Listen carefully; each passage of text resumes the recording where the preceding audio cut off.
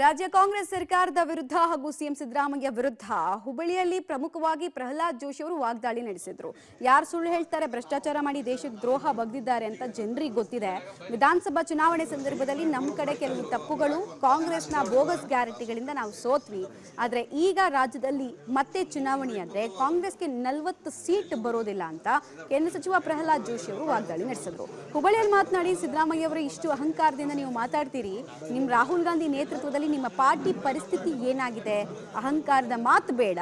4,70,000 ಕೋಟಿ ಅನುದಾನ ರಾಜ್ಯಕ್ಕೆ ಕೇಂದ್ರ ಕೊಟ್ಟಿದೆ ಅಂತ ಕೂಡ ಕೇಂದ್ರ ಸರ್ಕಾರದ ಸಾಧನೆಗಳ ವಿಚಾರಕ್ಕೆ ಮಾತಾಡ್ತಾ ಪ್ರಹ್ಲಾದ್ ಜೋಶಿ ಅವರು ಮಾತಾಡಿದರು.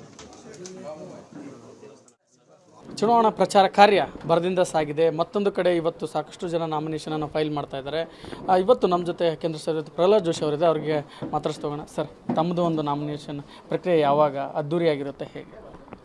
15ನೇ ತಾರೀಕು ನಾನು ನಮ್ಮ ನಾಮಪತ್ರವನ್ನು ಸಲ್ಲಿಸಲಿದ್ದೇನೆ.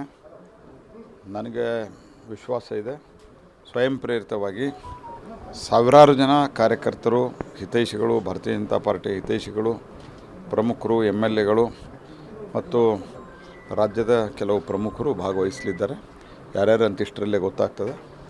ಮತ್ತು ಒಟ್ಟಾರೆ ಇಡೀ ಕ್ಷೇತ್ರದಲ್ಲಿ ಅಭೂತಪೂರ್ವವಾದಂಥ ಬೆಂಬಲ ವ್ಯಕ್ತವಾಗ್ತಾಯಿದೆ.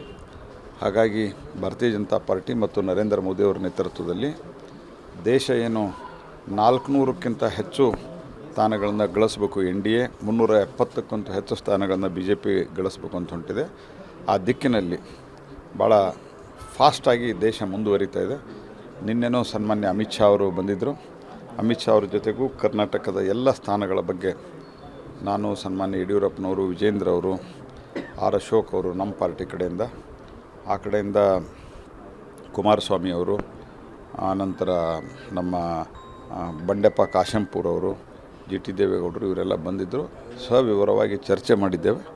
ನನಗನ್ನಿಸ್ತದೆ ಧಾರವಾಡ ಕ್ಷೇತ್ರದಲ್ಲಿಯೂ ಸಹಿತ ಜನ ಭಾರತೀಯ ಜನತಾ ಪಾರ್ಟಿಗೆ, ನರೇಂದ್ರ ಮೋದಿ ನೇತೃತ್ವಕ್ಕೆ ಅಭೂತಪೂರ್ವವಾದಂಥ ಬೆಂಬಲವನ್ನು ವ್ಯಕ್ತಪಡಿಸ್ತಾರೆ. ನಾಮಪತ್ರ ಸಲ್ಲಿಸುವಾಗ ಅತಿಥಿಗಳಾಗಿ ಅಥವಾ ರಾಷ್ಟ್ರೀಯ ನಾಯಕರು ಅಥವಾ ರಾಜಕೀಯ ಬರೆದು ಇಷ್ಟರಲ್ಲೇ ಒಂದು 2 ದಿವಸದಲ್ಲಿ ಗೊತ್ತಾಗ್ತದೆ. ನಾನು ಖಂಡಿತ ತಮಗೆ ತಿಳಿಸ್ತೀನಿ. ಮತ್ತು ಯಾರಾದರೂ ಒಬ್ಬರು ಪ್ರಮುಖರು ಬಂದೇ ಬರ್ತಾರೆ. ಸರ್, ಈಗ ಅಮಿತ್ ಶಾ ಅವರು ಬಂದಿದ್ದರು, ಸಿದ್ದರಾಮಯ್ಯ ಅವರು ನಿನ್ನೆ ಲೇವಡಿ ಮಾಡಿದ್ದಾರೆ. ಯಾವ ಮುಖ ಇಟ್ಕೊಂಡು ರಾಜ್ಯಕ್ಕೆ ಬರ್ತಾರೆ? ಬರ ಬಂದಾಗ ಬರಲಿಲ್ಲ, ಪರಿಹಾರ ಕೊಟ್ಟಿಲ್ಲ, ಈಗ ಬರೀ ಸುಳ್ಳು ಹೇಳಿ ಪ್ರಚಾರ ಮಾಡ್ತಾ ಇದ್ದಾರೆ. ನೋಡಿ, ಯಾರು ಸುಳ್ಳು ಹೇಳ್ತಾರೆ, ಯಾರು ಈ ದೇಶಕ್ಕೆ ಭ್ರಷ್ಟಾಚಾರ ಮಾಡೋದ್ರ ಮೂಲಕ ದ್ರೋಹ ಬಗೆದಿದ್ದಾರೆ, ಇದೆಲ್ಲವೂ ಜನರ ಮುಂದೆ ಇದೆ.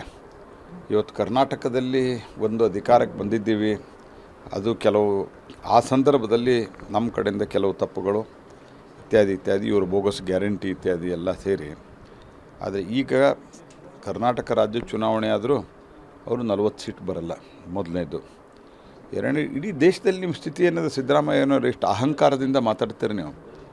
3 ರಾಜ್ಯದಲ್ಲಿ ನೀವು ಒಂದು ಕಾಲದಲ್ಲಿ ಎಲ್ಲ ರಾಜ್ಯಗಳಲ್ಲಿಯೂ ನೀವೇ 2/3 ಮೆಜಾರಿಟಿ, ಪಂಚಾಯಿತಿಯಿಂದ ಪಾರ್ಲಿಮೆಂಟ್ವರೆಗೆ ನೀವೇ ಇರ್ತಾಯಿದ್ರಿ. ನಿಮ್ಮ ರಾಹುಲ್ ಗಾಂಧಿ ನೇತೃತ್ವದಲ್ಲಿ ನಿಮ್ಮ ಪಾರ್ಟಿ ಪರಿಸ್ಥಿತಿ ಏನಾಗಿದೆ ಅಂತ ನೋಡ್ಕೋರೆ. ಅಹಂಕಾರದ ಮಾತು ಒಳ್ಳೆಯದಲ್ಲ. ಆದ್ದರಿಂದ ಯಾರು ಏನು ದ್ರೋಹ ಮಾಡ್ಯಾರ ಏನೆಲ್ಲ ಗೊತ್ತಿದೆ.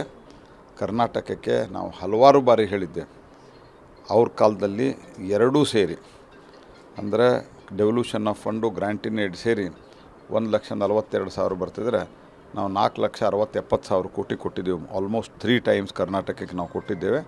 ಯಾರು ಏನಂತೂ ಗೊತ್ತು. ದೇಶದ ಆರ್ಥಿಕ ಸ್ಥಿತಿ ಇಂಪ್ರೂವ್ಮೆಂಟ್ ಆಗಿದೆ. ಅದರ ಪರಿಣಾಮವೇ ಕರ್ನಾಟಕದಲ್ಲಿ ಆರ್ಥಿಕ ಸ್ಥಿತಿ.